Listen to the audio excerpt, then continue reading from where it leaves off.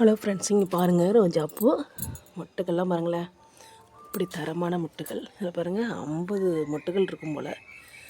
பூ வந்து அவ்வளோ பெருசாக இருக்குது பாருங்கள். இங்கிட்டு ஒன்று இருக்குது. தலையில் பாருங்களேன்.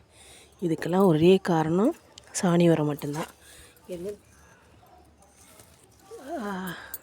இந்தமாரி மாவு பூச்சி இந்த இருக்குது பாருங்கள். இது வந்து இதை எப்படி சரி பண்ணுறது இந்த பூச்சிக்கு அப்படின்னு பார்த்தாக்கா, ஒரு மருந்தை தூவிட்டாக்க அந்த மாவு பூச்சி இல்லாமல் போயிடுங்க. பாருங்க, அந்த முட்டில் வந்து அப்படி அப்படி கொட்டிட்டோம்னா எல்லாமே காணாமல் போயிடுங்க. வேர்லேயும் போடலாம். அந்த வரைக்கும் பூச்செல்லாம் இருக்குது பாருங்கள். வேறு பூச்சிகள்லாம் தாக்காது, செடியை நல்லா வருங்க. பூ பாருங்களேன் எப்படி இருக்கிறத ஃப்ரெஷ்ஷாக.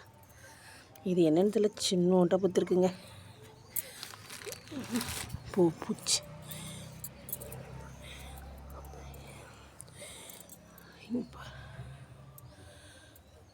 அடுத்த வீடியோவில் சந்திப்போம் ஃப்ரெண்ட்ஸ்.